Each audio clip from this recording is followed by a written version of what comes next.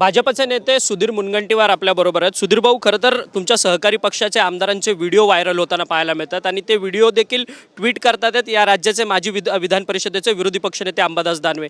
कशा पद्धतीने बघताय की शेतकऱ्यांना द्यायला पैसे नाहीत आणि आमदार मात्र पैशांची बंडलं मोजतात आहेत?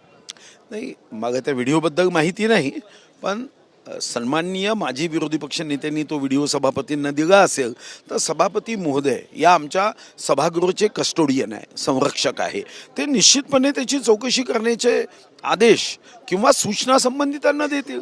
त्यामुळे आता व्हिडिओ आला, त्या व्हिडिओची सत्यता तपासावीच लागेल, तो व्हिडिओ कशाबद्दल आहे याची माहिती घ्यावी लागेल।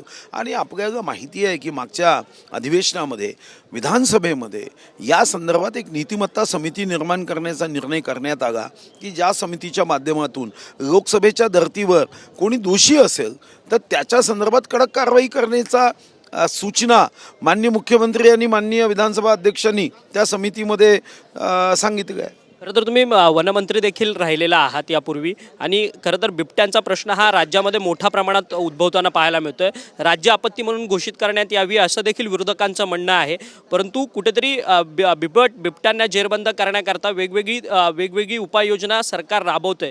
या उपाययोजना तुम्हाला वाटतंय यशस्वीरित्या ठरतील म्हणून? नाही, परिस्थितीनुसार उपाययोजनेमध्ये वाढ करावी लागते।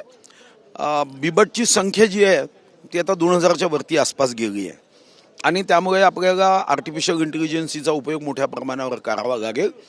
भारत सरकारकडे, आर्मीकडे फार चांगली टेक्नॉलॉजी आहे।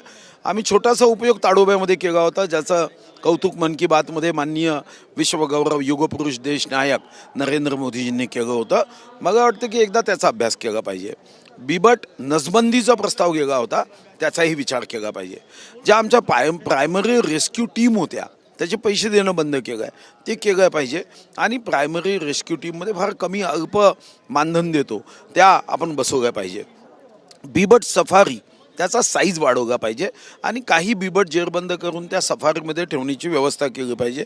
यासोबतच जे देशामधले झू आहे, ज्या ठिकाणी बिबट आपण पकडतो आणि पिंजऱ्यात ठेवतो, ते त्यांना देता येईल का याचा अभ्यास केला पाहिजे। आणि यासोबत काही राज्यामधल्या जंगलामध्ये तृणभक्षी प्राण्यांची संख्या वाढली, त्यांनाही आपल्याला बिबट देता येत। परंतु ज्या अशा विरोधी म्हणतात आहेत की खरं तर राज्य आपत्ती म्हणून या सगळ्याला घोषित केलं पाहिजे। केरळसारखा जर छोटा राज्य जर या गोष्टीला बिबट जास्त झाले म्हणून त्याला राज्य आपत्ती घोषित करतं, तर राज्य सरकार का करत नाही असा सवाल उपस्थित होताना पाहायला मिळतोय। जुन्नर असेल, नाशिक असेल, या सगळ्या भागांमध्ये ऊसाच्या शेतीमध्ये जे काम करणारे ऊसतोड कामगार मजूर आहेत, त्या बायका मात्र आपल्या अंगावरती लोखंड परिधान करून काम करताना पाहायला मिळतात, काटेरी मुकुट वगैरे घालून काम करताना पाहायला मिळतात। नाही, राज्य आपत्ती घोषित करणे म्हणजे काय हे विरोधी पक्षाचा मला समजलं नाही। राज्य आपत्तीमध्ये जी मदत मिळते त्याच्या 10 पट मदत ही आपलं राज्य करते। राज्य आपत्तीचा अर्थ असा आहे की त्यांना सरकारच्या वतीने मदत करण्याच्या ऐवजी SDRF मधून मदत करण्याच्या दृष्टीने ते काम करतात। त्यांची मदतच एवढी अपुरी आहे, म्हणजे देशामध्ये सर्व राज्यांमध्ये सर्वात हायेस्ट मदत आपण करतो, 25 लक्ष रुपये, जखमीला 5 लक्ष रुपये। तर मला वाटतं की राज्य आपत्ती घोषित करून राज्याचं नुकसान करून घेण्यामध्ये काय फायदा आहे। राज्य आपत्ती जर घोषित केली तर ती मदत ही 2.5-3 लाखापर्यंतच होईल। आपण 25 लक्ष मदत करतो, हां, या मदतीमध्ये वाढ करण्याची मागणी होऊ शकते, पण राज्य आपत्ती केल्याने त्याचा काय फायदा आहे हे समजून घेण्याची आवश्यकता आहे। भाऊ, एक वेगळा आणि शेवटचा प्रश्न। आदित्य ठाकरे यांनी एक दावा केला आहे की शिंदेचे जवळपास 20हून अधिक आमदार जे आहेत ते भाजपच्या संपर्कात आहेत, असं आदित्य ठाकरे यांनी एक विधान केलेलं आहे। त्यांचा म्हणण्याचा अर्थ असा आहे की शिंदेची शिवसेना ही लवकरच फुटेल म्हणून अशा या सगळ्या त्यांच्या विधानाचा मतितार्थ आहे। नाही, असं आहे, त्यांचा राग हा एकनाथ शिंदे साहेबांवर आहे। एकनाथ शिंदे साहेबांचा आणि विशेष करून शिवसेनेच्या आमदाराचा त्यांनी इतकेदा अपमान केला, विचाराचा अपमान केला, स्वर्गीय हिंदुहृदय सम्राट बाळासाहेब ठाकरे यांच्या विचाराचा अवमान केला, तेव्हा खरा शिवसैनिक जागा लागला। त्यांनी विचार केला की काँग्रेसशी हातमिळवणी करण्याचं पाप जे उद्धव बाळासाहेब ठाकरेची शिवसेना करताय, आपण या पापाचे धनी होऊ नये, या पापाचे वाटेकरी होऊ नये, म्हणून त्यांनी स्वतंत्र पक्ष केला, भारतीय जनता पार्टीसोबत आले। आता त्यांना खूप मनापासून इच्छा आहे एकनाथ शिंदे साहेबांचं नुकसान व्हावं, एकनाथ शिंदे साहेब राजकारणातून संपावे, ही त्यांची मनापासून इच्छा आहे। त्यांना तो एक अघोरी आनंद हवा आहे, आणि या अघोरी आनंदातून हे सारं स्वप्नरंजन आहे. 20 आमदार फुटतील, 22 आमदार फुटतील, पण दुःख याचं आहे हे यांच्याकडे परत यायला तयार नाही. म्हणजे उद्या जर यांनी असं म्हटलं असतं की 20-22 आमदार आमच्याकडे परत येणार आहे तर मी एकदा विचार केला असता.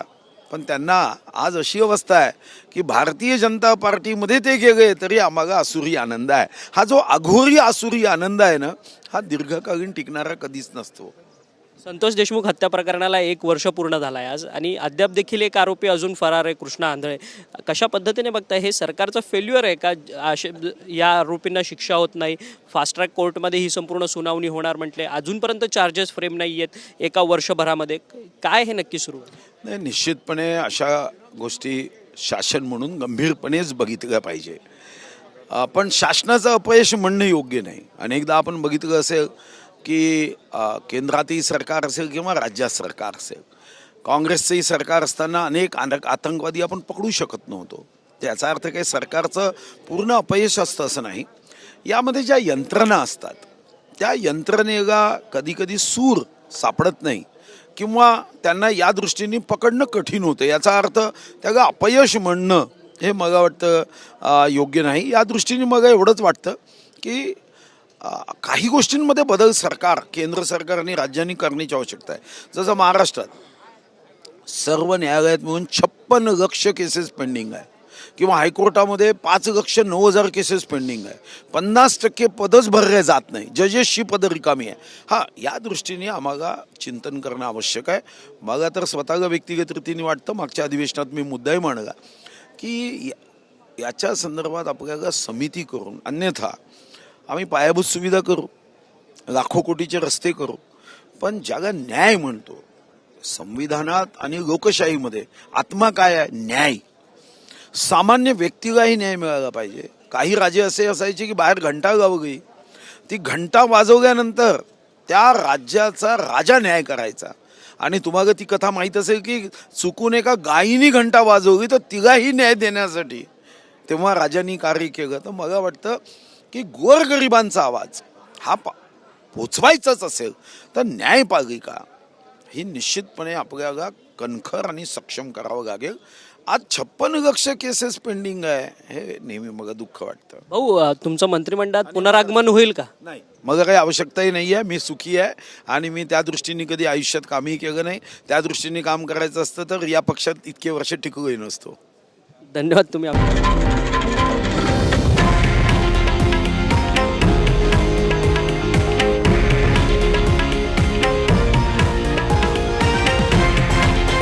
हे आहे देशातील नंबर 1 न्यूज नेटवर्क आणि आपण पाहत आहात TV9 मराठी, एकमेव.